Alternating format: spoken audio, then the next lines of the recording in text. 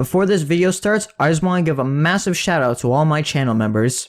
If you want to receive a shout out, then become a channel member today and you'll be shown on screen like all these other channel members here. Anyways, enjoy the video. As a part of this latest run of the Street Fighter Collab of the Battle Cats, several units are added and one unit gains a true form. This true form is being a true form for Ken, turning him into the Crimson King of Battle Ken. In this video, I want to go over what Ken gets in this true form, and to see how it improves the unit. The level of Ken in the footage is at level 40. Ken as a unit is one who's meant to be a relatively disposable melee damager with the capabilities to regain ground from red, floating, and angel enemies. However, several things made it difficult for Ken to get his job done well. One of those was a lack of base stats. 6.1k DPS for a unit with only 250 range isn't exactly a recipe for a unit to secure vital hits, and with 81,000 base health, left him very susceptible to enemies he doesn't target. Even against his targets, the enemies he would fight could very easily regain ground in most situations, as Ken's damage wasn't exactly the best, and the knockback can only provide so much repositioning opportunities, especially against more aggressive enemies. But seeing as Ken now has a true form, what does he get in said true form? I think the best place to start is by looking at his stats. Ken gains a 20% boost to his base health stat, going from 81,000 base health to 97,000 base health. Ken also gains a 33% boost to each of his multi-hits, making his new total damage go from 36,000 damage to 48,000 damage. This boost in damage now gives Ken a DPS stat of 8,205. Ken also gains slow immunity and the ability to weaken his 3 traits for 4.8 seconds on his last hit. The changes to his base stats make up the majority of his changes, but these changes give Ken a lot more opportunities to be an offensive unit. The boost in survivability means he can tank a lot more hits from his targets, and he won't get worn down nearly as fast in mixed stages. At level 30, Ken's effective health goes from 204,000 to 244,000. This boost to health means Ken is capable of taking a few extra hits if need be. Ken also gains a new survival tool into his kit, this being his weaken, which lasts for 4.8 seconds. This only activates on the last hit, like his knockback, but being able to weaken a bunch of enemies in conjunction with the knockback means Ken is now capable of meaningfully taking ground from his targets. The uptime on the weaken is also really good, as Ken gets an uptime of 80%. Also, because of the weaken only activating on the last hit, the uptime between the weaken and the start of his first hit goes to 91%, meaning that by the time the weaken wears off, Ken will get his second attack ready, allowing him to easily re-trigger the weaken. These additions to his defensive profile make Ken a lot easier to both hold ground with and to deal meaningful long-term damage, but what about his pure offensive prowess?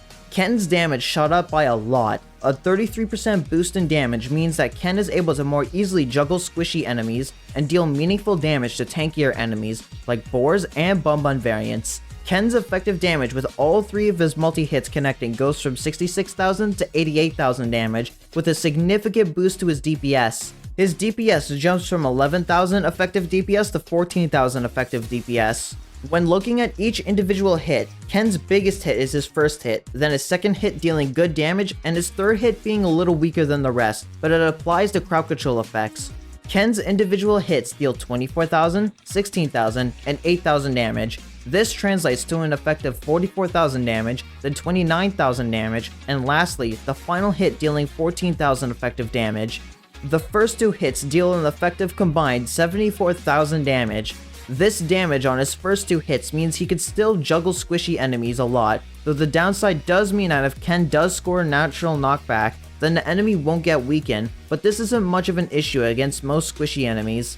The boost in general also means he can deal solid chip damage to any other enemy trait that is caught in his range. Ken is more able to use his Omni Strike to his advantage, as being able to hit enemies that would just be out of reach allows Ken to chip down an enemy enough to where they can easily be taking care of your non-piercer units when they reach them.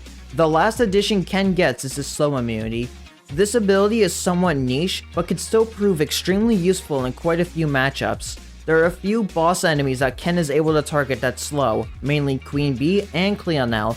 These 2 enemies have a slow that can mess up a ton of units, but thanks to this immunity, Ken is able to very easily slip into their blind spot and start regaining ground against them, even if a well-timed Ken would have normally gotten in easily.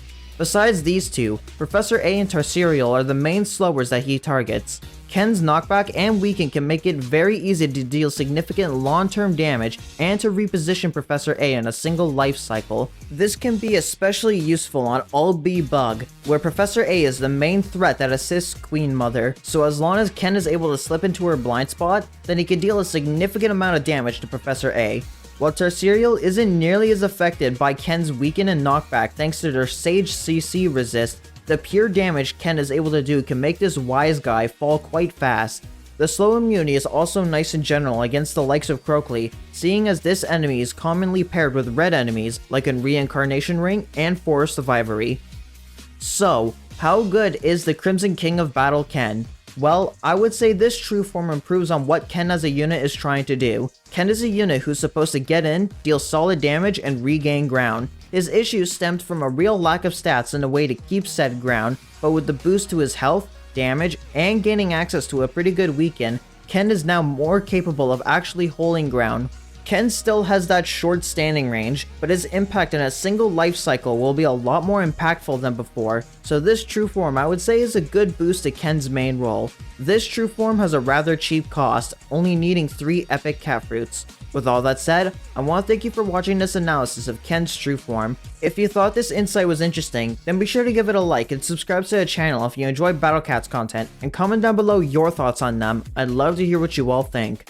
Also, shout out to the following channel members: Dr. Deadly, Gament, Virus Opero, Just a Shark, Gross Cat the Ultra, Potato King, Atsushi, King Wolf, Tentacle Gaming, Clamorous, Barely Grover, Jade Rabbit, Mustafa, Janet Alterberg, and Xenolight for being silver members or higher. If you want to receive a shout out like these channel members here, then become a silver member or higher today. Becoming a channel member supports what I do in a way that helps keep the lights on and allows me to continue making content for all of you to watch. Anyways, I hope you have a wonderful day.